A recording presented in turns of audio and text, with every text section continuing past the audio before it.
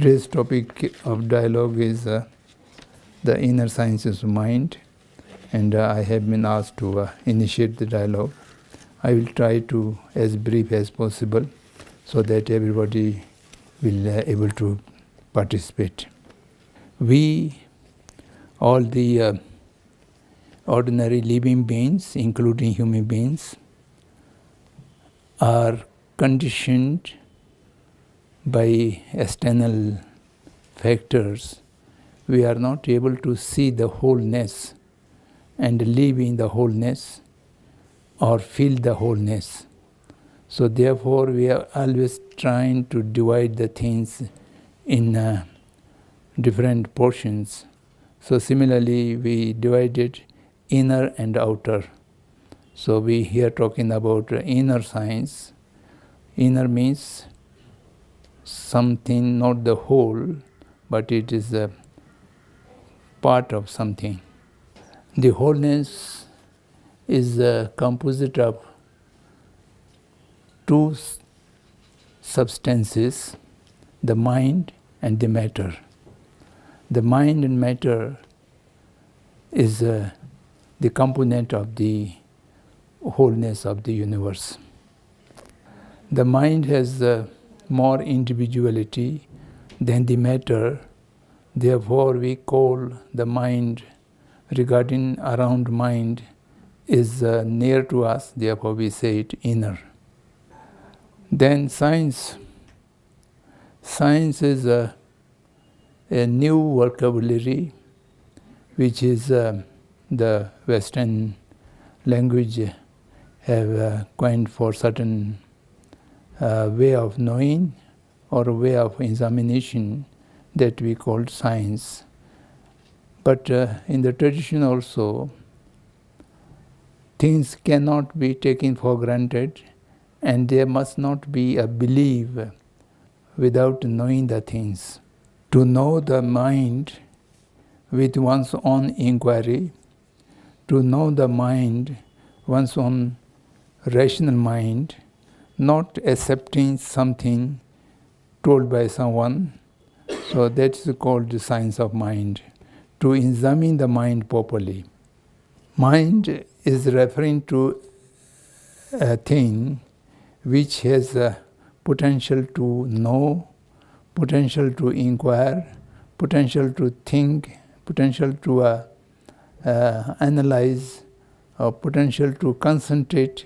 It has so many different potentials, which is the source of an individual, a person, as well as the wholeness of the universe.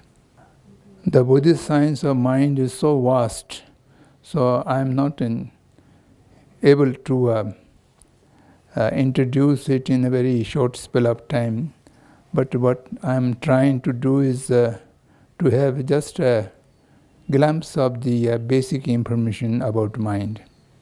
The basic function of mind can be categorized into three things: to understand, or to see,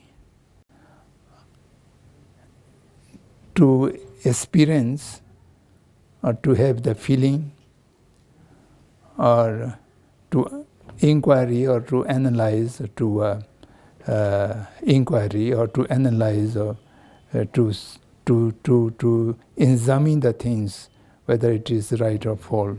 So these three are the very grossly we can say the mind has three different kind of function. We can broadly categorize the mind into two groups.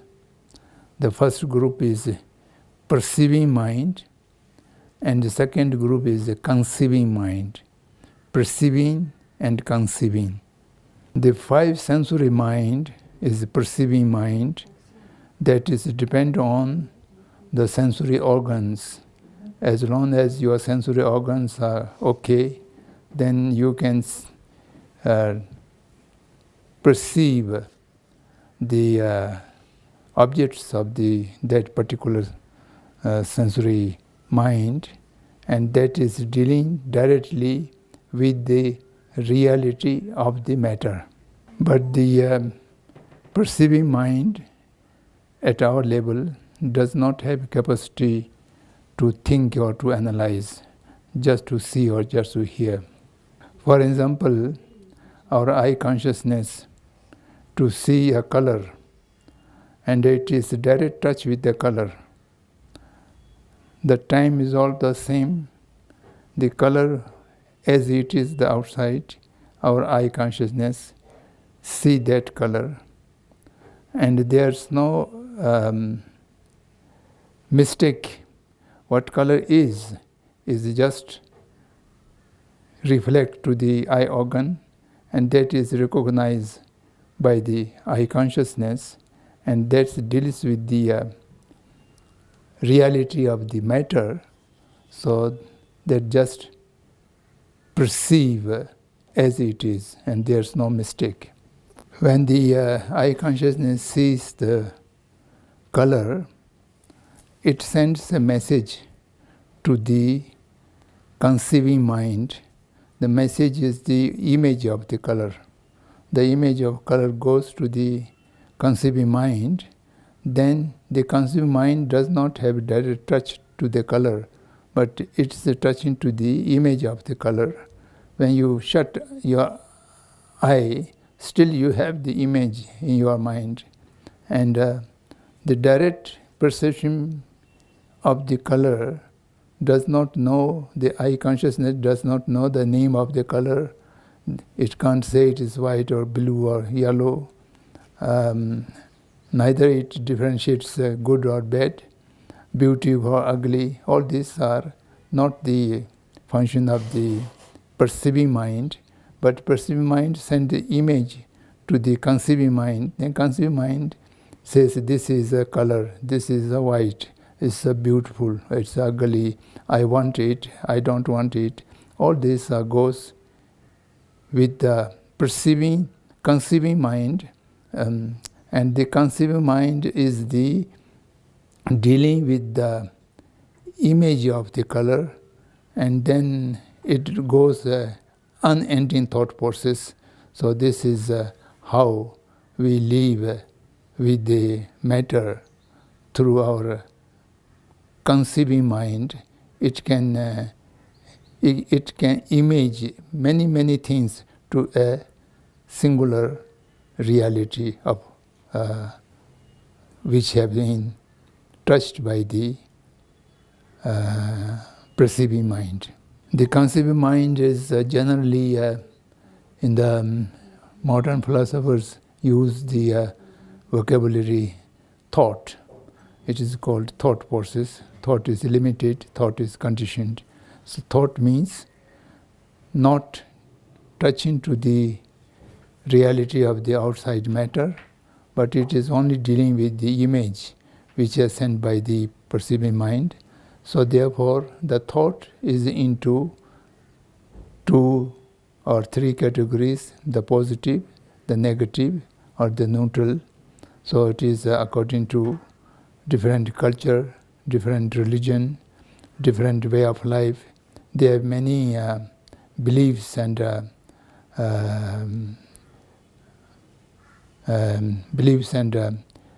kind of orthodox feeling with that process of thought, which makes all kind of division and differences which comes out of the thought process. The entire different spiritual traditions are directed to get freedom from the conditioning and get a purity of a thought process and a union of the perceiving mind and conceiving mind together, by which all the negative emotions can be removed and have a kind of universal consciousness which is in nature of compassionate. This is my brief submission of the how the Buddhists look to the mind, and now I will stop here It is open to everyone for your comments, your presentations, or questions, or dialogue, whatever you may. So it is open. There were questions about Shambhala, and also referred to many different prophecies. The different prophecies, I am not aware of what were the prophecies and what kind of prophecies exist there. But usually the language of prophecies are mostly in symbolic language. It's difficult to understand. And many the prophecies were able to understand when the things are already happened. So in Tibet, we do have many prophecies, but the prophecies are not able to understood in advance. When the events are happened, then thereafter only we realize, oh, this was for that. The prophecy meant for that, something like that. The prophecies come out of astrological calculation, calendar making. This should be considered as the most accurate prophecies, because these calculations never carry any mistake. In the ancient time, how much universal pervasive wisdom was exists there, which can infer from the results of the astrological calculation. For example, the concept of the solar system, the sun, the moon, the earth, and the stars around it, how the entire solar system is operating, there are many different concepts, different beliefs. In spite of that, when it comes to the calculation, there's no difference. For example, the ancient Buddhist believe the earth is not round, it is flat, and it is not moving, static, and sun and moon and other stars are moving around this earth, and they have the calculation about the sun speed, moon speed, other star speed, and their size. All these are not accurate according to the modern science. In spite of that, at that time also knows how to calculate the 365 days as a year, and for example, the Buddhist Tibetan calendar is based on, the months are based on moon, and the year is based on sun with its movement. And we don't have the leap year or the difference of the dates in the months. In spite of that, they will calculate on the 15th of a month the full moon, and on the 30th of the month it is a non moon, and accordingly then sometimes they find extra month, sometimes they find some less of dates.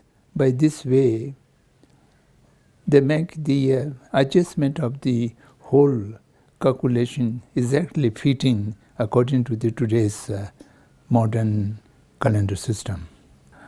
By that calculation, you will also find when the sun eclipse come, when the moon eclipse come, how much portion the eclipse will, and at what time it start, at what time it ends. All this can be known in advance by the calculation. Although they believe the sun and moons are moving and earth is static and something like that, in spite of those misconceptions, the calculation gives you correct information. Only the late 5th century, Aryabhat was an Ananda scholar. He come to the idea that no, the sun and moons are not moving, they are static, and the earth is moving, earth is round. But he was not accepted by majority of the other people.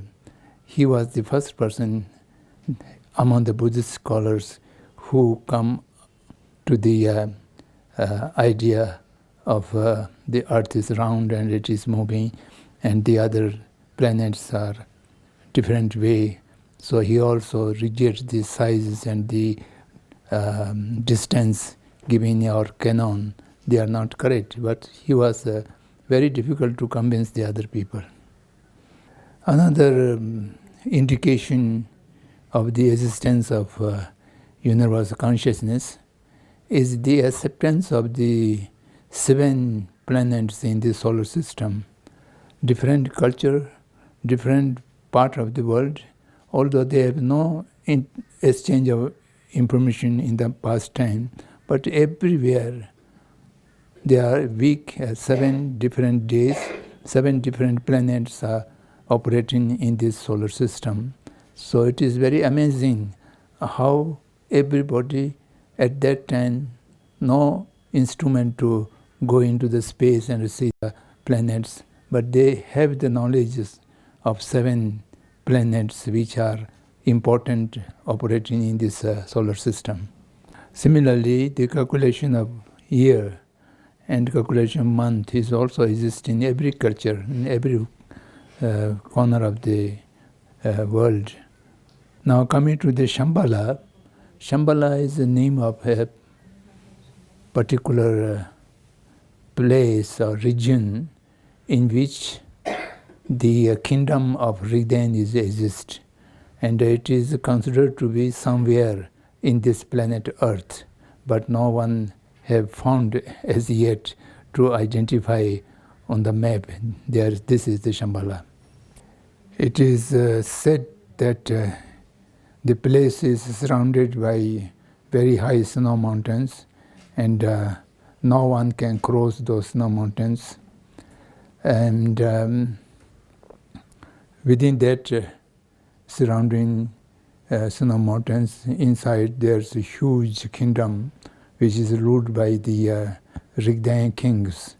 And I think at this moment, I do not remember, it is something 50 or 51 lineage is coming there. And then a certain period, the Rigden king, who is called Kalkik, that will take over the entire world, and there will be a new era of peaceful time. So that, according to the Tibetan calendar calculation, it still have 433 or 34 years to go.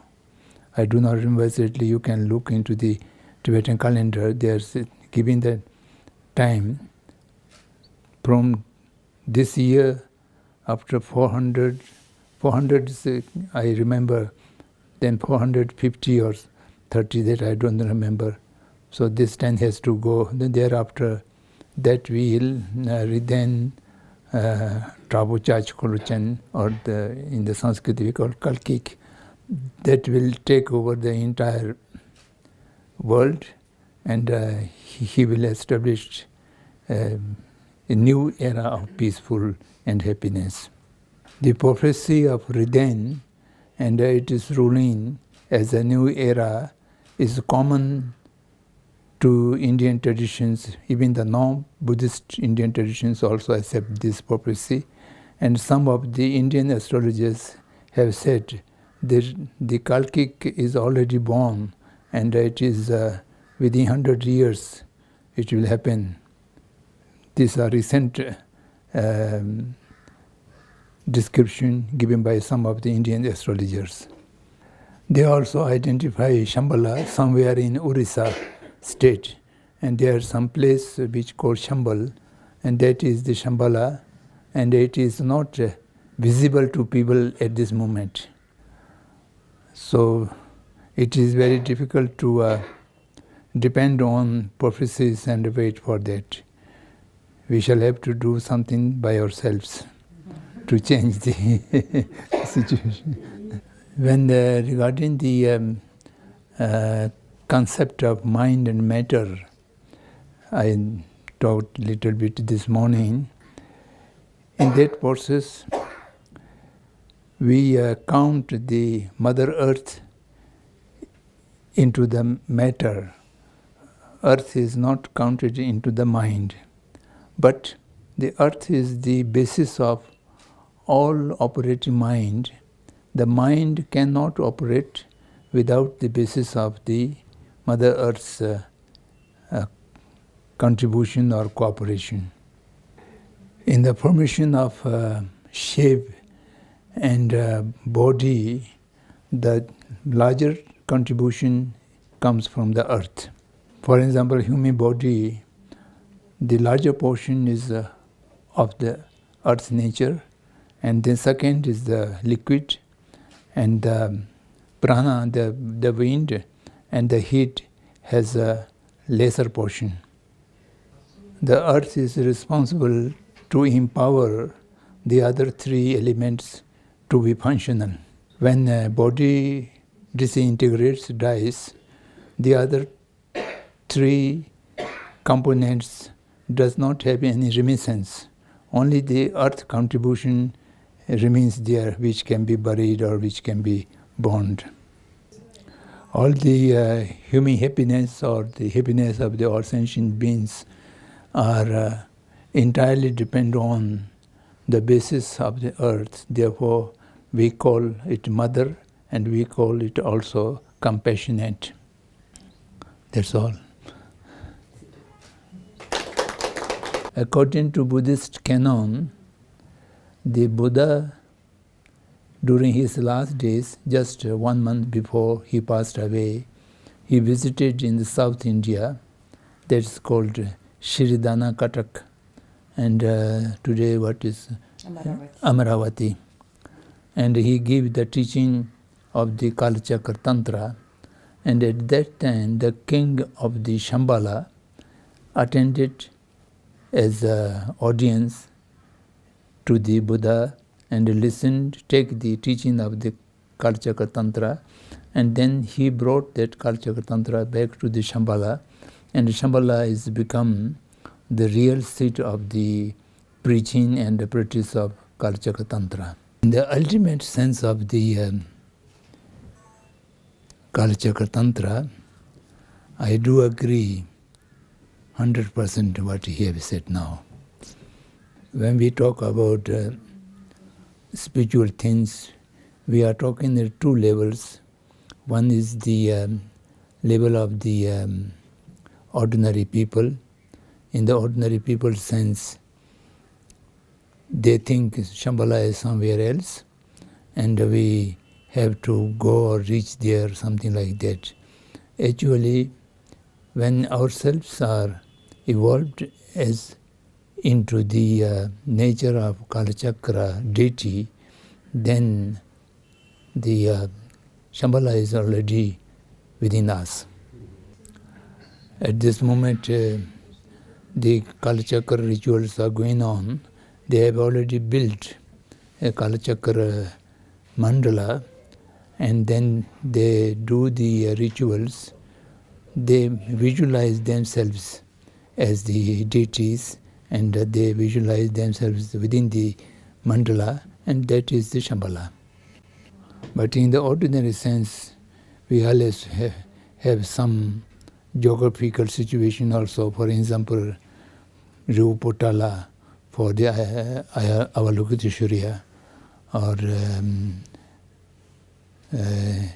Sukhavati for Vipaman, something like that. That is for the ordinary people who are not realized or who are not doing the sadhana.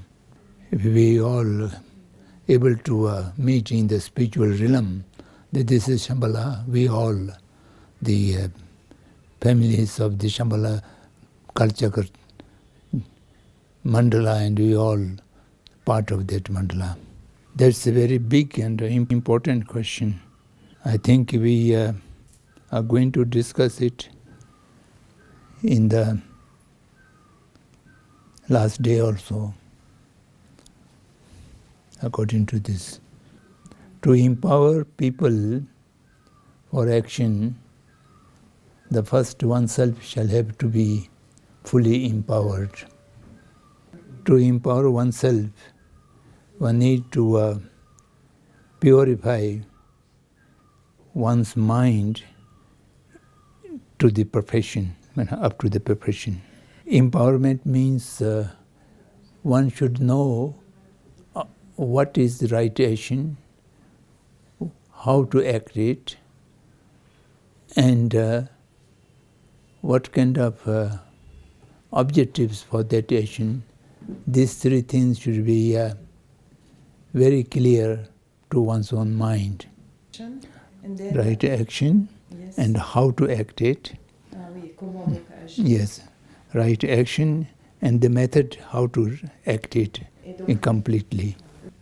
Know the objective oui. for the, and for that kind of right view, you must live a life of right livelihood. Gandhi have said two things, purification of two things are very important. The first is purity of mind, and the second is the purity of means. Our livelihood is the means of all our action. That must be a pure thing. Right livelihood is important. In this post-modern society, to have a pure livelihood, right livelihood is very difficult. We are caught in such economic and livelihood system. This structure itself is a violent one.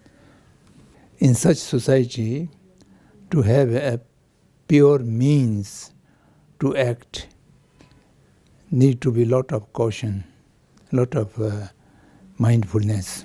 For that, one shall have to be accurate understand of one's need, and also understand of how these needs are to be fulfilled without exploiting any other sentient being. At the same time, for the purification of mind, great deal of meditation and prayers also required. So if we could combine all these things, then oneself will be empowered. If oneself is empowered, then whosoever comes contact with that person automatically will be empowered.